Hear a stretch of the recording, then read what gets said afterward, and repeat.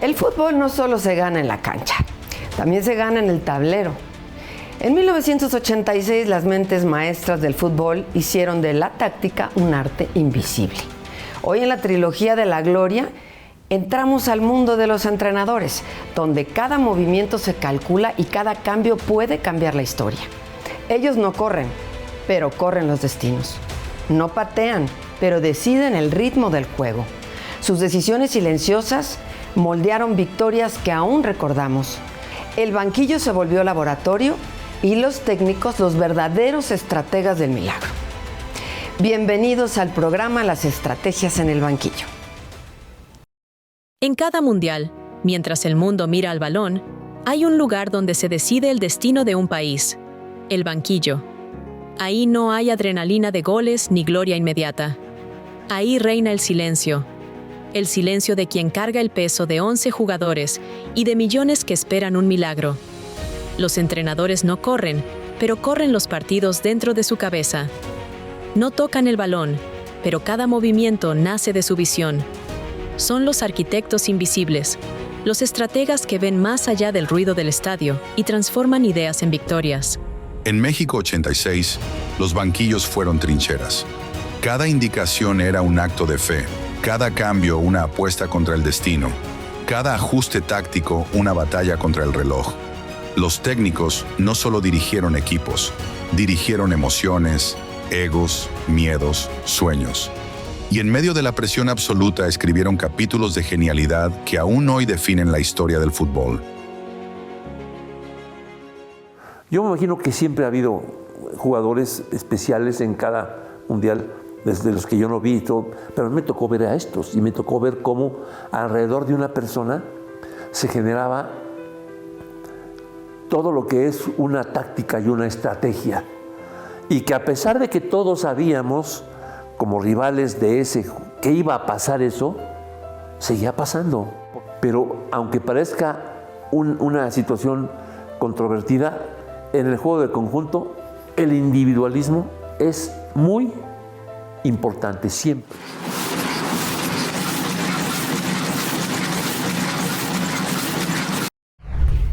El 86 fue una consolidación. Lo que pasa es que el 70 era un mundial de 16, el 86 ya de 24, y eso cambia de alguna manera el diagrama para tratar de entender lo que implicaba el desafío de cada grupo. En el fútbol existen sistemas complejos, pero también hay equipos que encuentran su alma en un solo jugador, el número 10. Cuando el talento es tan grande que desborda la pizarra, la táctica se convierte en un mecanismo que late para él. 11 hombres se ordenan alrededor de su visión, de su ritmo, de esa capacidad única de ver caminos, donde los demás solo ven defensores. Pero no todo se decide desde la figura central. Hay entrenadores que entienden el juego desde la valentía, desde la intuición que aparece cuando el marcador va en contra. Son los estrategas de las remontadas, técnicos que leen la urgencia, que detectan la grieta en el rival y se atreven a cambiar el rumbo del partido con una decisión arriesgada. Para ellos, una desventaja no es sentencia, es una oportunidad de reescribir la historia. Y en medio de esas dos fuerzas, la magia individual y la mente del estratega, está el futbolista en los primeros minutos del encuentro. Antes de que la tribuna grite, él ya está leyendo el partido.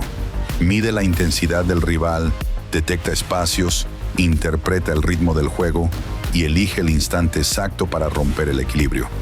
Ahí, entre la visión del 10, la audacia del entrenador y la lectura silenciosa del jugador, nace la verdadera estrategia del fútbol.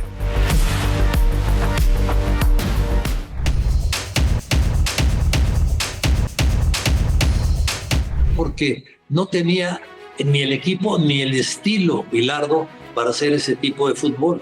Y Bilardo hizo otro tipo de fútbol. Bilardo apostó a defenderse muy bien. Tenía a Ruggeri, tenía a Brown en la zona defensiva, Pumpido, que era un buen arquero, el Negro Enríquez en el medio campo, y se defendía muy bien. Pero todo esto estaba diseñado para que un hombre que era un fuera de serie pudiera desbordar, no solo para hacer gol, también para habilitar a sus compañeros, pero pues era un equipo que jugaba totalmente distinto, ¿no? No era tan espectacular, pero era muy efectivo.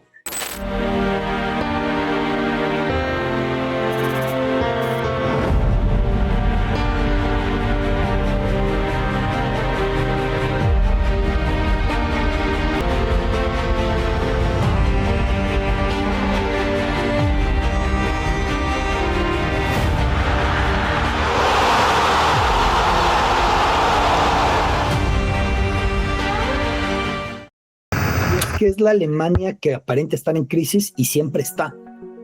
Tuve la posibilidad cuando fui corresponsal en Alemania de hablar con muchos futbolistas de esa selección sobre aquella Copa del Mundo. Tuvieron una primera ronda demasiado discreta. Fueron avanzando rondas con lo mínimo o arrastrándose, como los penales frente a México en cuartos de final. Superaron a Francia, que era mejor que ellos en la semifinal, con un errorzota ahí de Joel Batz, el guardameta francés. Y finalmente meterse a la final y estar completamente derrotados. Solo que Argentina olvidó que si hay un maestro de las remontadas, es el equipo germano. 2 goles calcados. Entró Karl-Heinz Rummenigge a la cancha, Rudi Völler hace el primero, aparece Rummenigge para hacer otro, y logra sacar el empate, esa Alemania federal. Y cuando ya el estadio pensaba en los tiempos extra, viene la genialidad de pase de Maradona para el gol argentino y terminar quedándose la corona 3-2. Pero Alemania siempre ha tenido esa característica que, sin importar el peso que uno le ve al equipo, tiene la capacidad para regresar de donde piensas que nadie puede volver. No, ves a tu familia que está creyendo en ti, los directivos del fútbol mexicano, todo el mundo, generas tienes una expectativa y un compromiso muy grande por responder, por quedar bien. Antes del partido, bueno, pues los nervios normales de cambiarte, de salir a calentar, de estar pensando en el rival, de concentrado totalmente. Pero fíjate que eso ya después ya sales y ya estás en el campo y pita el árbitro, y cuando muchos son 3-4 minutos donde tienes que, el sistema que tienes, el rival que tienes, enfrente, abocarte a los movimientos del rival, que eso lo tienes que leer, eso siempre me lo dijeron y lo digo. Del minuto 1 al minuto 5, pues tienes que analizar cómo está parado el otro equipo, tienes que pensar que no te vayan a sorprender, si es rápido, si es alto, si cabecea el jugador contra el que vas a marcar. Es una de que después ya te olvidas muchas veces. Sí escuchas el ruido, escuchas a la gente, escuchas las porras, pero ya después te metes a lo que es el partido, y eso es muy importante, la concentración dentro del terreno de juego. México 86 no solo fue pasión, también fue orden, disciplina y una idea clara de cómo competir en casa. Bora Milutinovic transformó al tricolor en un equipo compacto, inteligente y difícil de vulnerar. Su dibujo táctico, el 4-4-1-1, fue una revolución silenciosa, una estructura que priorizaba equilibrio, sacrificio y un mediocampo capaz de sostener al equipo en los momentos de mayor presión. Fue la primera vez en la historia de los mundiales mexicanos que el equipo jugó con un solo punta, apostando por la solvencia táctica antes que por la explosividad ofensiva. El mediocampo se convirtió en el corazón del proyecto. Ahí se juntaron nombres que marcaron época y que dieron a México identidad, lucha y control de los partidos. En ese mundial, la táctica fue escudo y fue camino. México se hizo fuerte desde la pizarra y desde ese orden salió a competir con dignidad y valentía.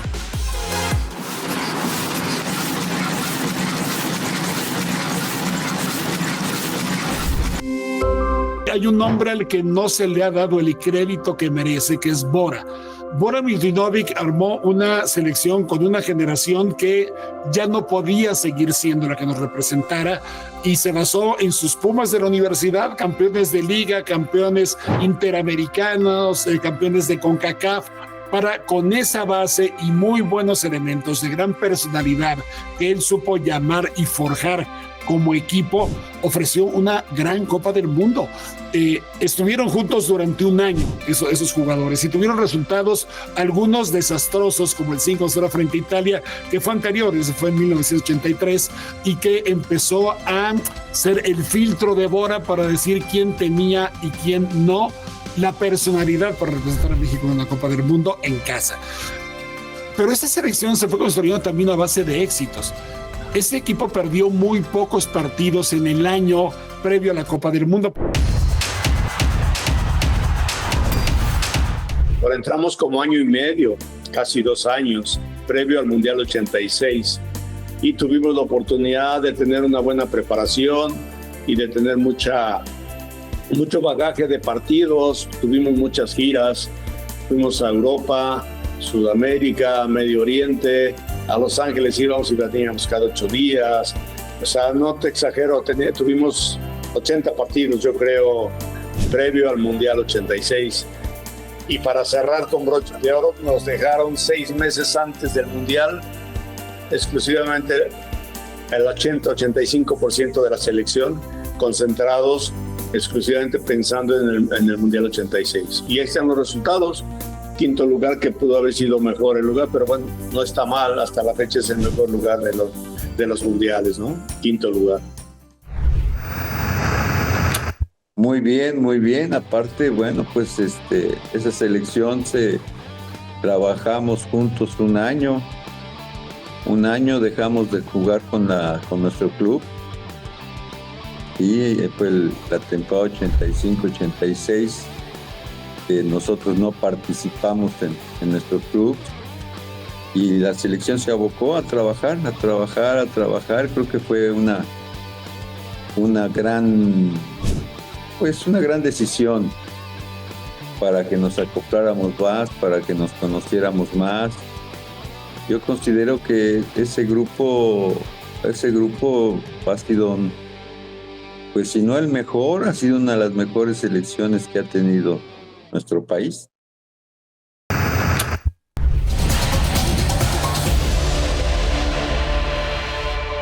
La selección durante su proceso mundialista, hizo 3 giras, una a Sudamérica, otra a Europa y otra al Medio Oriente.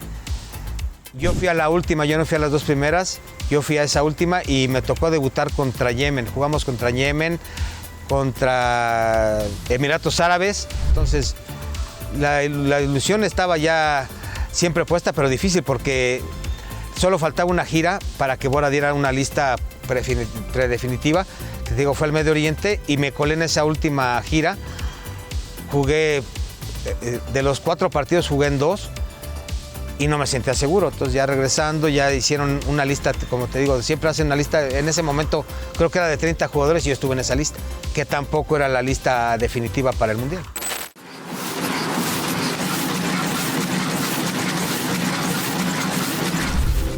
Pero yo creo que Bora, con un tino extraordinario de manejo de grupo, junto con Mejía Barón y Sanabria, que eran los auxiliares ahí más pegados con nosotros, creo que le dieron al punto de armar un grupo que se moría en la cancha.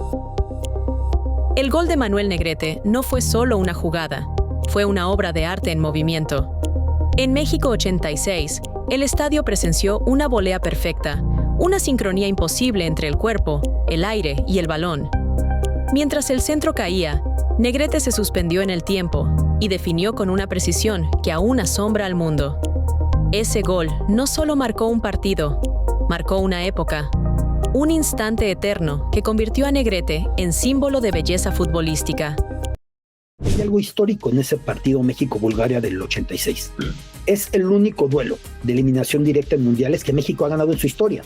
Ojalá logremos ya en 2026 romperlo, ahora que habrá 16avos de final. Pero México nunca ha ganado otro partido de eliminación directa en mundiales y eso retrata de cuerpo entero a nuestro país. Había sido una primera ronda muy buena de México, en la que se derrotó a una buena Bélgica, una Bélgica que de hecho llegaría a semifinales de ese mundial, en la que se empata con Paraguay, se derrota con algo de sufrimiento a Irak y se va contra Bulgaria, que tenía una selección que empezaba a apuntar elementos de lo que pasaría con ellos en el 94, muy poquito. Stoichkov por ahí todavía no emergía, pero esa selección búlgara le toca a México y México abre el partido con aquel golazo de Negrete y logra avanzar a cuartos de final y llegar al quinto partido por única ocasión en su historia hasta ahora. El gol de Manolo fue un golazo. Recuerdo todavía la devolución de Javier Aguirre, no sé si le salió un poco elevado, así lo intentó, y el remate de Manolo fue extraordinario. Y Javier celebrándolo, jalándole los cabellos, lo recuerdo muy bien, un golazo. Sí, fueron los dos mejores goles de la Copa del Mundo. Uno fue una jugada colectiva y el otro fue una jugada 100% individual de Maradona, ¿no? Que fue sembrando futbolistas.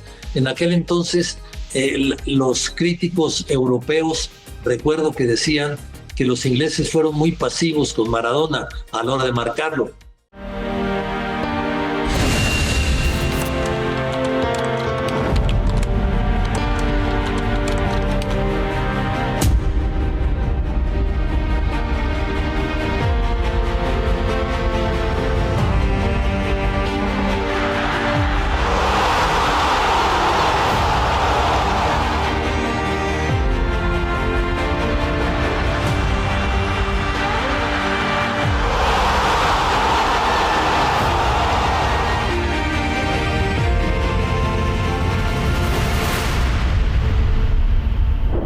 Pues en primera fila, ¿no? La verdad, pues un gran gol, ¿no? Porque pues me dio mucho gusto por Manolito, porque pues estas jugadas las practicas cotidianamente en los entrenamientos, como le pasó a Hugo Sánchez con el señor gol, ¿no?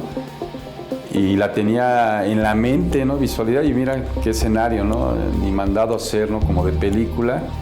Y la verdad nos dio muchísima alegría, porque digo, hubo muchas cosas y de ese partido me recuerdo, ¿no? Porque fue tan bueno el partido que la gente no se movía del estadio, ¿no? Estábamos en el vestidor y chiquitibona la vimos, más de 100,000 espectadores, retumbaba el estadio y no se movían y duraron como, no sé, 10, 15 minutos.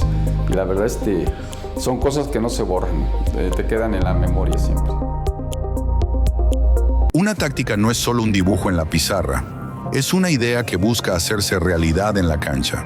Y cuando esa idea termina en gol, todo el esfuerzo encuentra sentido. En un mundial, cada movimiento, cada desmarque, cada pase nace de una estrategia pensada para ese instante. Pero nada se compara con marcar un gol en casa. El rugido del estadio, la emoción de millones acompañando el disparo, la piel erizada antes de que el balón cruce la línea.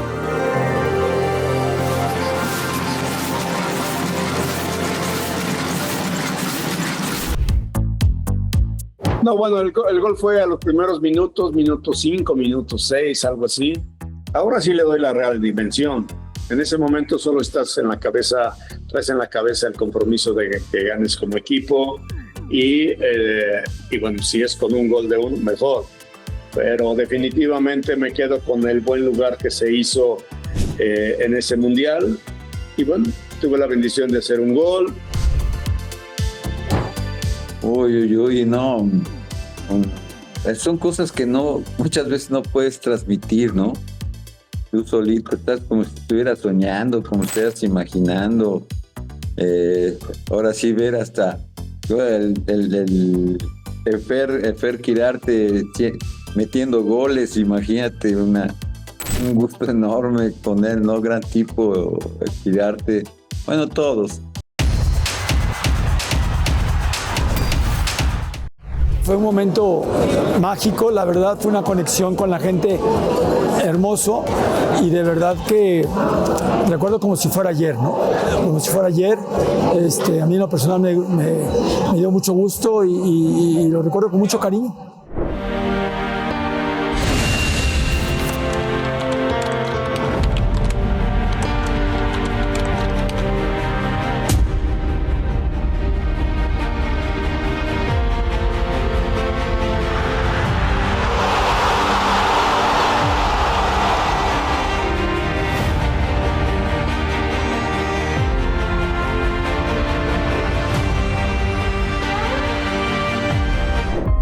Sí, lo recuerdo mucho porque mi padre había fallecido 4 meses antes, 5 meses antes, y yo le había prometido que si metía un gol se lo iba a dedicar a él, y me tocó la fortuna de hacerlo.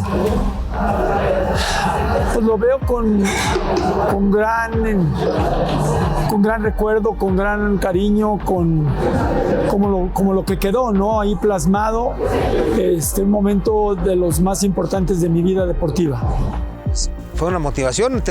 Cuando estábamos calentando fue nerviosismo de todos los que estábamos ahí, de los rivales incluso, porque lo estábamos viendo, pero cuando el árbitro da el silbatazo inicial y se transforma uno como jugador, se concentra uno no en la gente, pero cuando está ya en el inicio del juego, se queda uno en la cancha nada más y nada más está enfocado en sus compañeros y en los 11 rivales, ¿no? Entonces, ese nerviosismo pasó a ser una motivación durante todos los partidos. Jugamos tanto los 4 en México como el 5º partido jugamos en Monterrey. Sí, fue una inyección de ánimo y de motivación extra de lo que ya teníamos, porque eso nos hizo crecernos, creernos que podíamos hacer más cosas.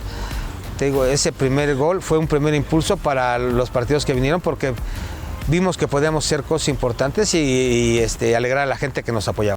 Sí, puede ser el tercero o cuarto objetivo cumplido en mi carrera, porque no es lo mismo que llegues a jugar en selección nacional a que juegues un mundial.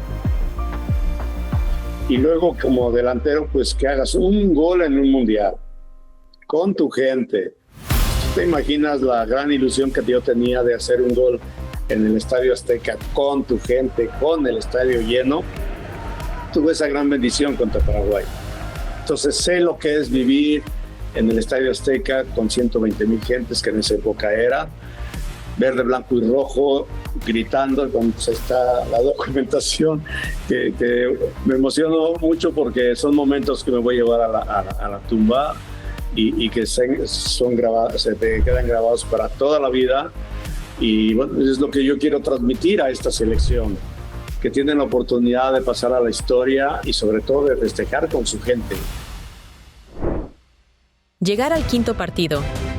Para México, esas palabras cargan una historia completa.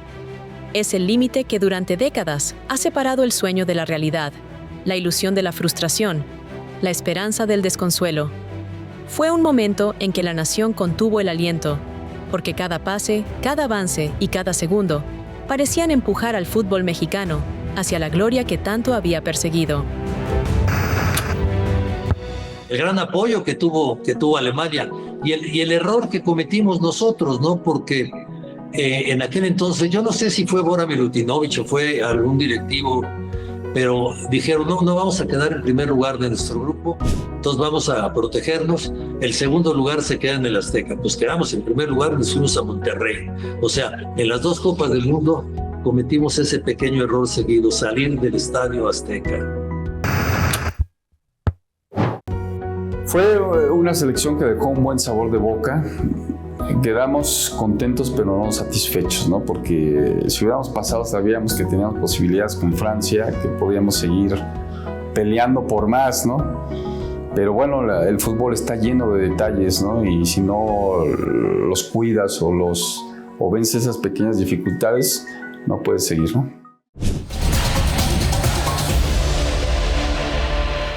Enfrentamos contra Alemania en cuartos de final, el 5º partido que mucha gente no sabe. Ya jugamos La única vez que México ha jugado un quinto partido fue en el 86. Alemania acababa de ser campeón de la Euro en el 85 y nos fuimos 0-0, teniendo 2 opciones de gol nosotros, 2 de ellos también. O sea, jugamos del tú a tú con una de las selecciones que en ese momento era una de las 4 mejores, que después de ganarnos a nosotros fue la subcampeona del mundo. Perder en penales, yo pienso que no fue el gran orgullo, pero sí nos dejó dentro de la sensación amarga el quedarnos satisfechos porque todos dimos todo, ¿no? Había 38, 40 grados, no había hidratación como hay ahorita y nos entregamos al máximo, ¿no? Desafortunadamente no pudimos cumplir la ilusión principalmente de nosotros y después de la gente que nos apoyó. Fue la única vez que México ha llegado al quinto partido. Eso ya tiene un algo. Y ahora Milutinovic, que era el entrenador y que hasta el gobierno de la República lo condecoró con el Águila Azteca por ese hecho. No hemos vuelto a llegar al quinto partido. Y esa vez llegamos. Desafortunadamente vino el partido en Monterrey con Alemania. Y fue un partido que México debió haber ganado.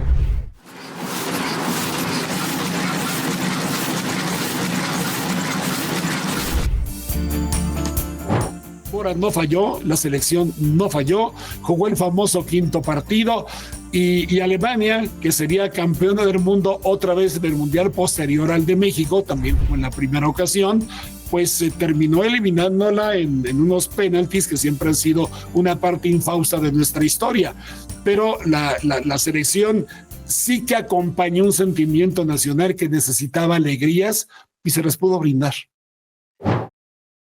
Y entonces llegó el momento que define destinos, la tanda de penales. En un mundial, los penales no son solo una técnica, son una prueba emocional. México había luchado, había resistido, pero ahora la historia se escribiría desde los 11 pasos. Ahí no hay táctica, no hay tiempo para corregir, solo valor, temple y la serenidad de quienes se atreven. Yo pienso que era un equipo que trabajaba muy bien el pressing, que manejaba muy bien la pelota parada, tan es así que los goles, muchos de ellos cayeron de esa manera. Era un equipo que tenía un gran fuelle, que tenía muchas cosas que normalmente se veían en Puma, porque era una base, ¿no? Las pasadas, la jugar más por las partes de afuera. Pero sobre todo yo destacaría más la personalidad y el esfuerzo que tenía dentro del terreno de juego, porque jugamos prácticamente con 5 medios, ¿no? Entonces era un equipo muy difícil de ganarle. Hoy entendimos que el fútbol no solo se juega en la cancha, sino también en la mente de quienes lo dirigen. Vimos cómo una táctica puede girar alrededor de un número 10, cómo un estratega es capaz de cambiar la historia con una sola decisión, y cómo los primeros minutos de un partido revelan el verdadero pulso del juego. Descubrimos que las remontadas no nacen del azar, sino de la valentía, la lectura y la inteligencia. El fútbol es idea, ejecución y corazón. Y en el banquillo es donde empiezan muchas de las grandes victorias.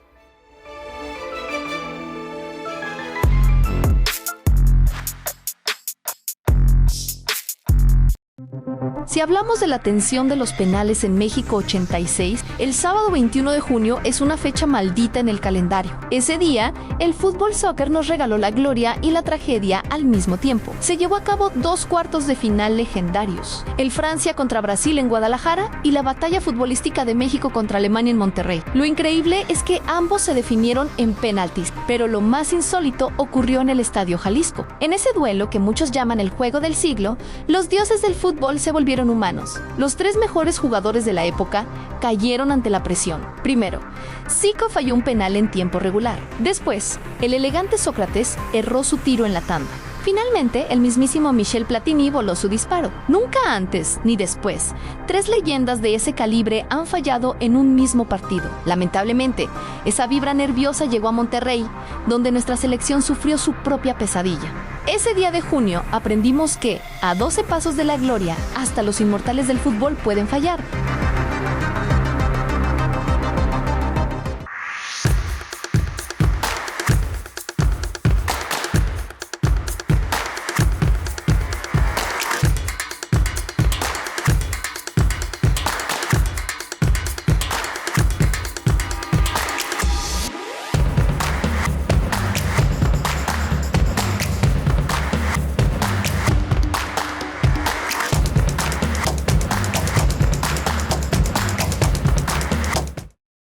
selecciones como Marruecos, Portugal, Polonia, Inglaterra, España jugaron en esta sede, pues ni qué decir del México-Alemania.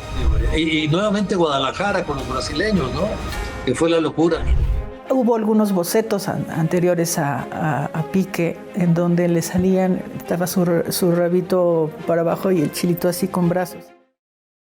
El fútbol también se gana desde el pensamiento, desde la calma y la visión de quienes dirigen. En el 86 los entrenadores fueron artistas de la táctica, moviendo piezas con precisión y valentía. Sus decisiones marcaron el ritmo del torneo, demostrando que la inteligencia también mete goles. Cada cambio fue una historia, cada estrategia un acto de fe. El banquillo dejó de ser sombra para convertirse en el corazón del juego. En el próximo programa Pasión y Orgullo Nacional descubriremos cómo el fútbol se convirtió en bandera, en símbolo y en motivo de orgullo. Porque la trilogía de la gloria es también de los que piensan en el juego. Hasta la próxima.